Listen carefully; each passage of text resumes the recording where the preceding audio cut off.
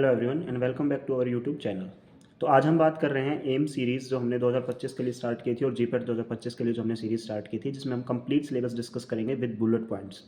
ठीक है, जिसमें हम ज़्यादा थ्योरेटिकल के अंदर तो नहीं जाएंगे, लेकिन उन इंपॉर्टेंट पॉइंट्स को जरूर डिस्कस करेंगे जो आपके चैप्टर को कंप्लीट करेगा। और पिछली वीडियो में हमने बात की थी टैबलेट्स के बारे में। अगर जिन लोगों ने वो आपका जो वीडियो है वो नहीं देखी अभी, तो एक बार जाकर ज़रूर देखिए। टैबलेट को एक 45 मिनट्स के लेक्चर के अंदर कंक्लूड किया गया है, जिसमें आपके सारे इंपॉर्टेंट बुलेट पॉइंट्स उसमें कवर है। मुझे नहीं लगता अगर उससे बाहर भी कोई भी क्वेश्चन आपका पूछा जा सकता है। वो बेस्ड है आपके प्रीवियस ईयर क्वेश्चन पेपर के ऊपर। जितने भी पुराने पहले उससे क्वेश्चन पूछे गए वो सारे के सारे हमने उसमें इंक्लूड किए हैं, और उन सभी टॉपिक्स को इंक्लूड करके शॉर्ट फॉर्म में ट्रिक्स के साथ उन चीज़ों को हमने समझा है। तो अगर आपने टैबलेट की वीडियो अभी तक नहीं देखी है तो चैनल पर जाके देखिए उसे ज़रूर। नेक्स्ट जो हम टॉपिक लेके आए हैं वो है हमारा कैप्सूल से रिगार्डिंग। आज हम बात करेंगे कैप्सूल्स की। ये भी ऐसे ही हम बुलेट पॉइंट्स इनको पढ़ेंगे, हर चीज़ को इसमें इंक्लूड करेंगे। ऐसा कुछ नहीं होगा जो बच जाएगा, लेकिन ऐसा भी कुछ नहीं रहेगा जो हमारा छूट सकता है। तो चलिए स्टार्ट करते हैं इसकी डेफिनेशन के साथ। तो कैप्सूल्स क्या है? These are the solid dosage form in which one or medicinal and inert ingredient are enclose in the gelatin shell. ये क्या कह रहा है? कैप्सूल्स क्या होते हैं? डोजेस फॉर्म होते हैं जो जेलेटिन सेल के अंदर एक या एक से ज़्यादा इंग्रेडिएंट को जो उसके अंदर एनक्लोज किया जाता है। अब एक से ज़्यादा अगर हैं तो सारे के सारे मेडिकामेंट भी हो सकते हैं, या उसमें से एक मेडिकामेंट हो सकता है और अदर नॉन मेडिकामेंटेड आपके जो प्रोडक्ट होते हैं उसके अंदर उसके साथ एनक्लोज किया जाता है। ठीक है, ये होता है आपका कैप्सूल। अब बात की उसके टाइप्स की कि कैप्सूल के टाइप कौन कौन से होते हैं। तो एक रहेगा आपका हार्ड कैप्सूल और दूसरा रहेगा आपका सॉफ्ट कैप्सूल। ठीक है, दोनों में डिफरेंस क्या है वो हम आगे पढ़ेंगे। हार्ड कैप्सूल जो आपने देखा होगा जनरली, जो आपको प्रेस्क्राइब किए जाते हैं, जो आप जनरली स्टोर से लेके आते हो, जिसको आप ओपन करके देखते हो, खोल के देखते हो, तो उसके अंदर पाउडर ड्रग मिलती है आपको, या उसके अंदर ग्रेन्यूल्स मिलते हैं, वो आपके हार्ड कैप्सूल्स होते हैं। लेकिन अगर वहीं सॉफ्ट कैप्सूल की बात करें तो इनको आप ओपन नहीं कर सकते। तो आपके जो सॉफ्ट कैप्सूल्स होते हैं उनके अंदर लिक्विड फॉर्म हो या सेमी सॉलिड डोजेस फॉर्म, दोनों प्रकार के जो आपके डोजेस फॉर्म हो उसको उसके अंदर एनक्लोज किया जाता है। लेकिन हार्ड के अंदर स्पेशली सॉलिड को ही जो है एनक्लोज करके रखा जाता है। ठीक है, ये मैंने डायग्राम में बनाया है, इससे आप समझ सकते हो आपका हार्ड कैप्सूल है और ये कुछ आपका सॉफ्ट कैप्सूल है जो एक ही बॉडी का बना होता है, जबकि इसमें दो होते हैं आपकी, एक कैप और एक बॉडी। ठीक है, एक आपकी नॉर्मल होती है और जिसके अंदर ग्रेन्यूल्स फिल किए जाते हैं, फिर उसे कवर कर दिया जाता है कैप के द्वारा, और इसके अंदर सिर्फ एक ही बॉडी होती है आपकी कंप्लीट। चलिए, अब जिलेटिन का तो होता है, लेकिन जिलेटिन असल में क्या है थोड़ा सा इसके बारे में जान लेते हैं। तो नेक्स्ट चीज़ जिलेटिन। जिलेटिन क्या है? Also called as Puragel. ठीक है, इसे क्या बोला जाता है? प्यूराजेल भी बोला जाता है। It is heterogeneous protein. एक हेट्रोजीनियस प्रोटीन होता है जिसका दूसरा नाम क्या होता है? Gluten. Derived by irreversible hydrolytic extraction of animals collagen which occurs in the skin, bones and connective tissue of the animal। जो आपका कोलाजन जो आपका टिश्यू होता है उसके बारे में आपने पढ़ा होगा। तो कोलाजन से डिराइव किया जाता है, कोलाजन से आपके जेलेटिन को बनाया जाता है, चाहे वो पॉर्क स्किन हो या आपका ऑक्स की इंटेस्टाइन हो या फिर आपके डिफरेंट एनिमल्स की बोन्स हो। तो इनसे आपका डिराइव होकर बनता है क्या? That is gelatin. कैसा होता है? इरिवर्सिबल हाइड्रोलिटिक एक्सट्रैक्शन किया जाता है इसका। इसके बारे में इंपॉर्टेंट चीज़ें हैं, बस हमने वही इंक्लूड किए हैं। अब जिलेटिन के भी टाइप्स होते हैं। कौन कौन से टाइप होते हैं जिलेटिन के? Type A and type B. ठीक है, दो टाइप के होते हैं, इनकी कैरेक्टरिस्टिक्स के बेसिस पे इनको डिवाइड किया गया है। सोर्स क्या है? टाइप ए होता है आपका पोर्क स्किन, जो आपका स्किन से और किस स्किन से ऑब्टेन किया जाता है, और टाइप बी से बोन। ठीक है, तो ये ऑब्टेन होता है आपका बोन से। प्रोसेसिंग जो इसकी होती है वो कैसी होती है? Acid process. ए मतलब एसिड, बी मतलब बेस, इसको ऐसे भी याद रख सकते हो आप। तो टाइप ए के अंदर जो एसिड प्रोसेस्ड होते हैं और जो आपके टाइप बी है वो एल्कली प्रोसेस यानी कि बेस प्रोसेस्ड होते हैं। ठीक है भाई। Next is iso electric point. Iso electric point type A का होता है 9 और आपका टाइप बी का 4.7। इसमें टाइप ए और टाइप बी का जब डिफरेंस पूछा जाता है तो उसमें आइसो इलेक्ट्रिक पॉइंट से कई बार क्वेश्चन पूछे जाते हैं। एनएफएल फार्मासिस्ट के एग्जाम में भी इस क्वेश्चन को पूछा गया था, और एक क्वेश्चन शायद आपका जो है ड्रग इंस्पेक्टर गुजरात 2023 का जो 2024 का जो क्वेश्चन पेपर था उसके अंदर भी क्वेश्चन आपका आया था कि आइसो इलेक्ट्रिक पॉइंट कितना होता है टाइप बी का, तो कितना होता है? 4.7 होता है। अब बात आती है कि आइसो इलेक्ट्रिक पॉइंट कहते किसे हैं। ठीक है, तो जैसे आपने ज्विट आयंस पढ़े होंगे। ज्विट आयंस क्या होते हैं? ज्विट आयंस होते हैं जिसमें पॉजिटिव और नेगेटिव आयंस आपके प्रेजेंट होते हैं। तो जब वो नेगेटिव और पॉजिटिव चार्ज टोटल होता है किसी भी कंपाउंड के ऊपर, अगर वो इक्वल हो, ठीक है, उतना ही नेगेटिव उतना ही पॉजिटिव, तो उसी पॉइंट को हम क्या बोलते हैं? जिस पॉइंट पे दोनों चार्ज इक्वल हो जाते हैं उसे हम बोलते हैं आइसो इलेक्ट्रिक पॉइंट। ठीक है, जब नेट चार्ज आपका कितना हो जाए? 0 होता है, उसे हम बोलते हैं आपका आइसो इलेक्ट्रिक पॉइंट। नेक्स्ट एक और इंपॉर्टेंट चीज़, यहाँ से भी क्वेश्चन पूछा जाता है कई बार प्लास्टिसाइजर से, तो इसको भी मैंने एक ब्रैकेट में इसको पढ़ लेते हैं। लिखा है hardness ratio of dry glycerine and dry gelatin. Glycerine और जिलेटिन का जो रेशियो होता है उसे हम क्या बोलते हैं? प्लास्टिसाइजर रेशियो बोलते हैं। प्लास्टिसाइजर्स क्या होते हैं? तो प्लास्टिसाइजर उन सब्सटेंस को बोला जाता है जो किसी भी मटेरियल के अंदर ऐड किए जाते हैं ताकि उन्हें सॉफ्ट किया जा सके। अब आपको भी पता है सॉफ्ट कैप्सूल सॉफ्ट होते हैं इसलिए सॉफ्ट बोला जाता है, तो इसका मतलब उसके अंदर प्लास्टिसाइजर ऐड किए गए हैं। तो क्या हार्ड के अंदर नहीं ऐड किए जाते, किए जाते हैं, लेकिन जो आपके सॉफ्ट कैप्सूल्स होते हैं उनके अंदर उनका कंटेंट प्लास्टिसाइजर का जो है ज़्यादा होता है। अब वो कौन कौन से होते हैं आपके, ग्लिसरॉल हो सकता है आपका, आपका PEG4000 होता है, ये सब आपके क्या है, ये होते हैं आपके प्लास्टिसाइजर। तो जैसे इसके अंदर ना रेशो दिया हुआ है ड्राई ग्लिसरीन का और ड्राई जिलेटिन का, तो जिलेटिन हमने मान लिया 1:1:1 ही है, तो इसके अंदर हमारा जो है ग्लिसरीन कितना होगा या प्लास्टिसाइजर कितना होगा सिंपली, तो हार्ड के अंदर होता है 0.4 और सॉफ्ट के अंदर होता है 0.8, मीडियम इन दोनों के बीच का रख सकते हो। कैसे याद रखा जाए, अब मैंने बताया ना कि प्लास्टिसाइजर का यूज़ किया जाता है किसी भी मटेरियल को सॉफ्ट बनाने के लिए, और सॉफ्ट और हार्ड कैप्सूल में कौन ज़्यादा सॉफ्ट होता है, सॉफ्ट कैप्सूल, तो इसलिए उसके अंदर प्लास्टिसाइजर ज़्यादा होगा, तो इसलिए हार्ड में होता है कम 0.4 और आपके सॉफ्ट में होता है ज़्यादा 0.8। ठीक है जी, आगे बढ़ते हैं। ये डिफरेंस बताया हमने, difference between hard and soft capsule के बीच में क्या डिफरेंस होता है। मॉइस्चर कंटेंट हार्ड में होता है 12 to 16 और वहीं सॉफ्ट में होता है 6 to 10%। डिसइंटीग्रेशन टेस्ट, ये आपकी इवैल्यूएशन टेस्ट में भी हम आगे पढ़ेंगे। डिसइंटीग्रेशन चेक किया जाता है, ऐसा कितनी देर में हो रहा है, जैसे हमने टैबलेट्स में पढ़ा था अलग अलग enteric coated, sugar coated, uncoated, film coated, और वो मैंने बताया था कि इंपॉर्टेंट टॉपिक है, वहाँ से क्वेश्चन पूछा जाता है। ठीक उसी प्रकार कैप्सूल में भी पूछ सकते हैं आपसे कि इनका डिसइंटीग्रेशन टाइम कितना होता है। तो हार्ड का होता है आपका, इनके नाम पे मत जाना कि हार्ड है तो ज़्यादा टाइम लगाएगा डिसइंटीग्रेट होने में और सॉफ्ट है तो कम टाइम लगाएगा, अपोजिट होता है। जो हार्ड होता है आपका वो 30 मिनट लेता है, जल्दी हो जाता है, और जो सॉफ्ट है वो आपका 60 मिनट लेता है। ठीक है, ज़्यादा टाइम कौन ले रहा है आपका, सॉफ्ट कैप्सूल ले रहा है, क्योंकि वो 1 यूनिट का बना हुआ है, और जबकि वो आपका 2 यूनिट का बना हुआ है, तो ज़्यादा चांसेस कि वो ओपन हो जाता है बाद में, जैसे ही उसके अंदर कोई भी आपका फ्लूइड, इंटेस्टाइनल फ्लूइड उसके अंदर एंट्री करता है वहाँ से, तो वहाँ से क्या होता है, तो आपकी जो कंटेंट है उसके अंदर ग्रेन्यूल्स है, पाउडर है, उनको डिजोल्व कर लेता है और उसका जो है आराम से डिसइंटीग्रेशन स्टार्ट हो जाता है। ब्लूम स्ट्रेंथ की बात करें, हार्ड में होता है 200 to 250 ग्राम, और जो आपकी सॉफ्ट के अंदर होता है 150 to 250। ठीक है जी, तो ये है आपकी ब्लूम स्ट्रेंथ। अब बात आती है कि ब्लूम स्ट्रेंथ है क्या, तो देखो किसी ऐसे एक एज्यूम करो कि एक शीट हमारे पास किसी भी कि जिलेटिन की एक शीट है, अब उसे हमने प्रेस करना है। ठीक है, बिल्कुल हार्ड तो नहीं है, सॉफ्ट होती है, उसे हमने प्रेस करना है। जब उसे प्रेस करें, कितना करें, 4 mm तक जब उसे प्रेस कर रहे हैं, उसे प्रेस करने में हमने जो स्ट्रेंथ लगाई है, उसमें प्रेस करने में जितना हमने प्रेशर लगाया, उस प्रेशर को बोलते हैं हम ब्लूम स्ट्रेंथ। ठीक है, ताकि वो 4 mm तक नीचे तक धस सके, तो वो होती है आपकी ब्लूम स्ट्रेंथ। उसका डिफरेंस हमने यहाँ पे बता दिया। अब जिससे उसे हमने वो जिस भी चीज़ से हम उसे प्रेस कर रहे हैं उसका डायमीटर कितना होता है वो हम आगे इसी में पढ़ेंगे, उसे बोलते क्या जिस चीज़ से उसे प्रेस किया जाता है। तो देखो नेक्स्ट डेफिनेशन हमारे ब्लूम स्ट्रेंथ की है, यहाँ से पढ़ो इसे, defined as load in grams required to push a standard plunger, उसे प्लंजर बोलते हैं जिससे उसे पुश किया जाता है, और 4 mm into the jail.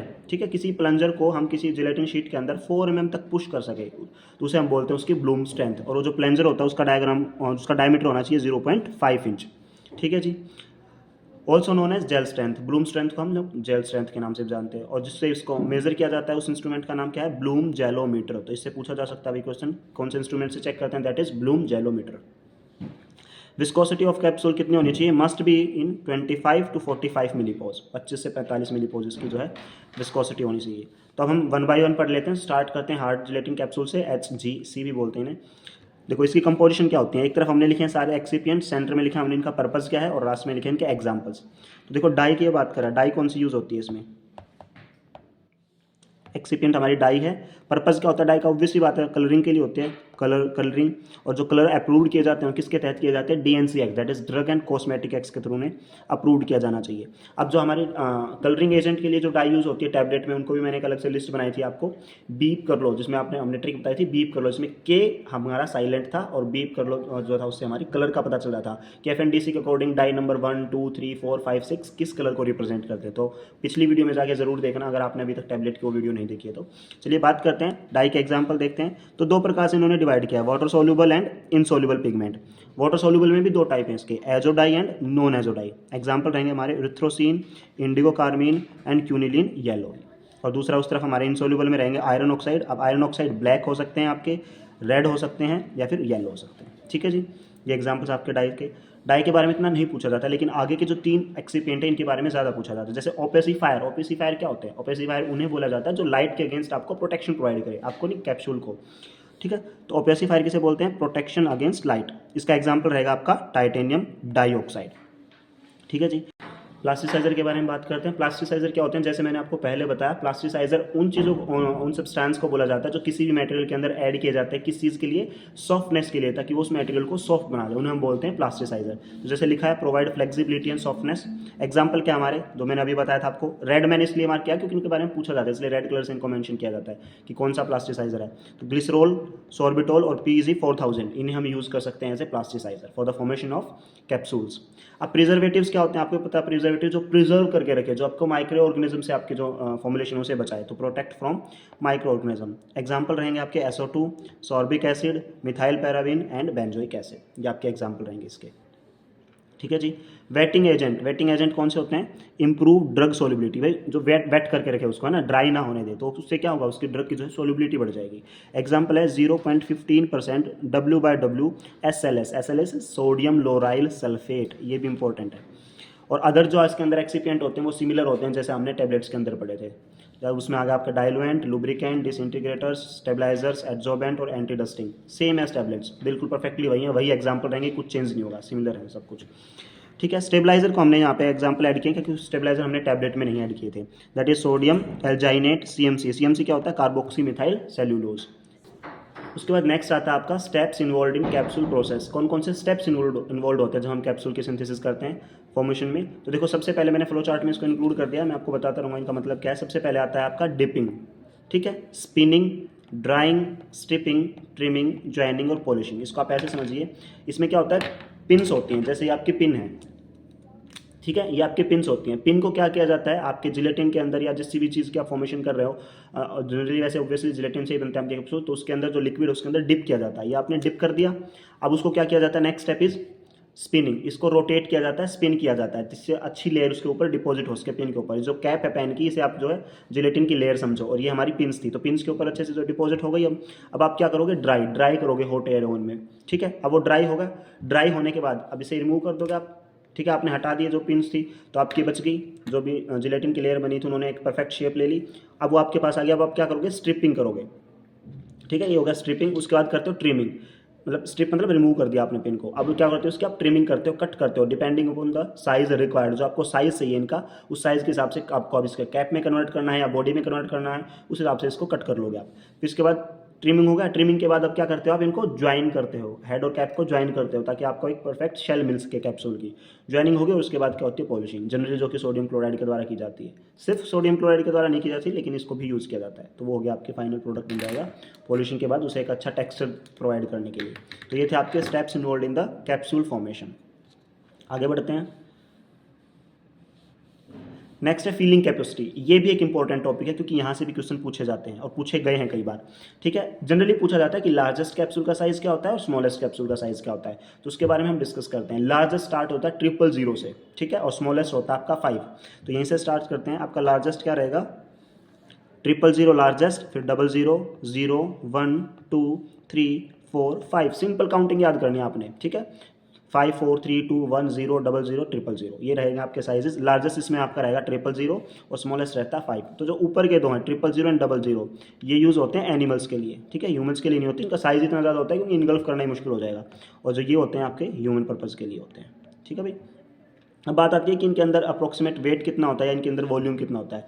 Volume देखें तो नीचे से इसको याद करना स्टार्ट करो, मतलब सेकंड अगर आप उसको छोड़ दो तो फर्स्ट से आप देखो 0.1, 2, 3, 4, 5, यहाँ तक तो सेम है कि भाई 1 तक तो सेम है। 0 पे जाकर थोड़ा जो है 6 की जगह 7 आ गया, 8 की जगह ऊपर 9 आ गया, एक को एक छोड़ने लगा वो। तो 1, 2, 3, 4, 5, अब 6 आना था लेकिन आएगा 7, 8 आना था लेकिन आएगा 9 और 1.35। तो ये इनकी वॉल्यूम आप ऐसे याद रख सकते हो। वही अप्रॉक्स वेट की बात करें कि इनके अंदर जो आप पाउडर जो इसके अंदर एनक्लोज करते हो उसका वेट कितना होता है, तो 100, 50 इंक्रीज करते रहो, 100, 150, 200, 250, 300, यहाँ तक सेम है भाई, ठीक है। उसके बाद 0 से चेंज हुआ, यहीं 1 तक तो सेम आते हैं, 1 to 5 तो इसी उसमें चलता है सीरीज़ में। उसके बाद 350 आना था लेकिन 450, 650 एंड 950। तो ऊपर के 3 को आपको जो है याद करना है, नीचे वाले तो आप एक सीरीज़ में इनको याद कर सकते हो। तो ये थी इनकी कैपेसिटी कि कितना इनके अंदर वेट का जो है पाउडर या ग्रेनुल आप एनक्लोज कर सकते हो। ये होते हैं इनके साइज। साइज से जनरली क्वेश्चन पूछा जाता है, स्मॉलेस्ट कौन सा होता है, लार्जेस्ट कौन सा होता है। अब आती है कैप्सूल फिलिंग मशीन। इनको फिल करने के लिए इस मशीन का यूज़ किया जाता है। ये रटने की चीज़ है, आपको एज इट इज़ याद रखना पड़ेगा इनके नाम। और आज तक पूछे नहीं गए हैं वैसे कितने कैप्सूल पर मिनट या पर आवर, इनका रेट क्या है कैप्सूल फिल करने का, लेकिन इसको आप याद कर लो तो अच्छा है, हमने इंक्लूड कर दिया अपने नोट्स में। मशीन के नाम तो आपको याद ही करने पड़ेंगे, जैसे इसमें फर्स्ट आपका हैफ्लिंगर एंड कार्ग, ओसाका, पेरी, एली लिली, जेनासी, फॉर्मेटिक मैकोफर एंड MG2, ये हमारी मशीन्स रहेंगे कैप्सूल फिलिंग। अब इसके अंदर क्या फिल किया जाता है कैप्सूल के अंदर, भाई ग्रैनुल है, बल्क पाउडर है, क्या है, तो वो भी इसके सामने लिख दिया। जैसे फर्स्ट मशीन आपकी हॉफलीगर, इसके अंदर बल्क पाउडर है, दूसरे में पाउडर एंड ग्रैनुल दोनों तरीके से होते हैं। हाँ अच्छा, वो जो ओशाका जो मशीन है वो सिर्फ फिलिंग नहीं करती, उसके साथ साथ क्लीनिंग एंड पॉलिशिंग भी का भी काम करती है, सिर्फ अकेली यही मशीन है ऐसी। पेरी बल्क पाउडर को एनक्लोज करने के लिए काम आती है। एल लिली ग्रेनुलर मेटेरियल, पहले पाउडर था अब ग्रेनुल्स आ गए। जेनेसी पाउडर और ग्रेनुल दोनों को, साथ ही साथ टैबलेट के लिए भी यूज़ होती है, टैबलेट फॉर्मेशन के लिए। मैकोफर बल्क पाउडर के लिए होती है, और आपकी MG2 continuous motion filling of powder, एक सीरीज में जो है लगातार फिल करती है। तो काइंड ऑफ ऑटोमेटिक मशीन है ये आपकी। जनरली बड़े स्केल पे जब प्रोडक्शन होता है इंडस्ट्री के अंदर तो इसको यूज़ किया जाता है। साइड में ही हमने इनका टाइम लिख दिया कि कितने कैप्सूल्स को पर मिनट में या पर आवर में फिल करती हैं। इस चीज़ का ध्यान रखना है कि किसके पीछे मैंने पर मिनट लिखा है और किसके पीछे पर आवर लिखा है, ठीक है, तो इस चीज़ का ध्यान रखना पड़ता है टाइम। तो ये है आपके कैप्सूल फिलिंग मशीन। नेक्स्ट आते हैं आपके कैप्सूल फॉर्मुलेशन इक्विपमेंट, कौन जो इनको बनाने के लिए यूज़ होते हैं, फॉर्मुलेट करने के लिए यूज़ होते हैं। इस चीज़ को जरूर याद रखो, इससे तो क्वेश्चन 2 बार पूछे जा चुके हैं। अच्छा, एक चीज़ तो आप ऐसे याद रख सकते हो जिसके पीछे रोटो लगाओ आगे, सॉरी सफिक्स जिसका प्रेफिक्स जिसका रोटो हो, ROT हो, वो आपकी कैप्सूल फॉर्मुलेशन के लिए यूज़ होने वाली मशीन है। जैसे आपका रोटोफिल, रोटोसॉर्ट, रोटोवेट, ठीक है। दूसरा very cap 1200, very cap, cap लग रहा हो, कैप किस में आता है, कैप्सूल में आता है, कैप और बॉडी होता है ना, तो ये भी कैप्सूल के लिए वेरी कैप। क्वाली सील, सील किसको करते हो आप, जो सॉफ्ट कैप्सूल्स होते हैं आपके सील्ड होते हैं, तो सील से आप याद रख सकते हो कि ये भी कैप्सूल के लिए। अरबेका की EA एंड सिडनर PM60, ये भी आपकी कैप्सूल फॉर्मुलेशन इक्विपमेंट है, ठीक है जी। ये थे आपके हार्ड कैप्सूल। अब बात करते हैं सॉफ्ट जिलेटिन कैप्सूल के बारे में। ये थोड़ा कम ही, उससे कम ही पढ़ना पड़ेगा क्योंकि चीज़ें लगभग सिमिलर होती हैं। जो नहीं होती उसके बारे में देखते हैं। सॉफ्ट जिलेटिन कैप्सूल कैसे होते हैं, जैसे आप विटामिन के आपने कैप्सूल देखे होंगे, 1 पीस सिंगल बॉडी होती है, जबकि उसके अंदर तो 2 बॉडी होती है। हार्ड के अंदर एक बॉडी होती है, एक कैप, जैसे उसे एनक्लोज किया जाता है, तो ये 1 पीस होते हैं। Hermetically sealed soft gelatin shells containing a liquid suspension and semi solid. Hermetically sealed, hermetically का मतलब हुआ जैसे पूरा कंप्लीटली सील किया गया हो, जहाँ से कुछ भी एयर भी जो क्रॉस ना कर सके। हर्मेटिकली सील्ड सॉफ्ट जिलेटिन होते हैं, सॉफ्ट हैं यानी कि प्लास्टिसाइजर का अमाउंट इसके अंदर ज़्यादा है, और इसके अंदर आप क्या इनक्लोज कर सकते हो, लिक्विड भी इनक्लोज कर सकते हो, सस्पेंशन ये भी एक लिक्विड का ही टाइप है, और सेमी सॉलिड जो आपकी मेडिकेशन उसको भी आप इनक्लोज कर सकते हो। सॉलिड के लिए यूज होता है आपका hard capsule. Next is base adsorption. Base adsorption क्या है, इसे ध्यान से समझो। minimum amount of base or vehicle in gram required per gram of solid drug to form a mixture when easily can be encapsulated in soft gelatin। देखो, अब आपने drug को सॉफ्ट जिलेटिन कैप्सूल के अंदर डालना है, ठीक है। अब डायरेक्ट तो डालोगे नहीं, उसे अब या तो लिक्विड की फॉर्म में कन्वर्ट करोगे या उसे सेमी सॉलिड की फॉर्म में कन्वर्ट करोगे।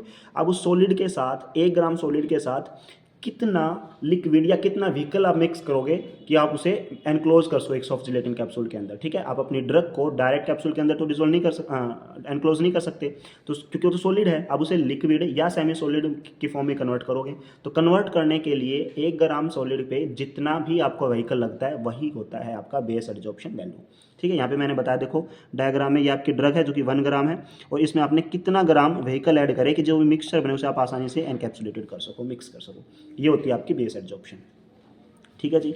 यहाँ पे इसके फॉर्मूले मैंने लिख दिए हैं। अच्छा, अब इसको देखते हैं कैसे कैसे रिलेट करती हैं। Lower the base adsorption higher is the density of mixture and smaller is the cap size, ठीक है। डायरेक्ट याद कर लो इसको कि बेस एड्जॉर्प्शन अगर कम होगा तो आपका कैप्सूल का साइज भी कम होगा, अगर बेस एड्जॉर्प्शन ज़्यादा होगा तो कैप्सूल का साइज भी ज़्यादा होगा। ऑब्वियस सी बात है, ज़्यादा कंटेंट डालोगे किसी चीज़ के अंदर तो उसके लिए ज़्यादा बड़ा कंटेनर भी तो चाहिए आपको, तो जितना बड़ा कंटेनर उतना ज़्यादा उसके अंदर सामान आएगा, उतना ज़्यादा उसके अंदर आप अपना मटेरियल रख सकते हो। तो जितना बड़ा साइज कैप्सूल का होगा उतना ज़्यादा ही उसके अंदर आप मेडिसिन फिल कर सकते हो, और मेडिसिन को फिल करने के लिए आपको कोई ना कोई व्हीकल तो उसमें डिजोल्व करना पड़ेगा, तो ज़्यादा बेस एड्जॉर्प्शन। और डेंसिटी के इन्वर्सली प्रोपोर्शनल होती है चीज़। अब इंपॉर्टेंट पॉइंट्स इन्होंने कुछ मेंशन किए हैं, कौन कौन से जो हमने पढ़ लिए या इसमें जो इंक्लूड नहीं कर पाए। जैसे आपको पता है कि जिलेटिन किससे फॉर्म होता है, एनिमल्स की स्किन से, इंटेस्टाइन से या उनकी बोन से। तो ये कैसा हुआ, नॉन वेजिटेरियन हुआ ना, एनिमल से ड्राइव हो रहा है, तो क्या वेजिटेरियन भी जिलेटिन बन सकती है, या ऐसा कोई भी हमारे पास मटेरियल है जिससे हम अपना ये बना सके, जिलेटिन बना सके या कैप्सूल की सेल बना सके?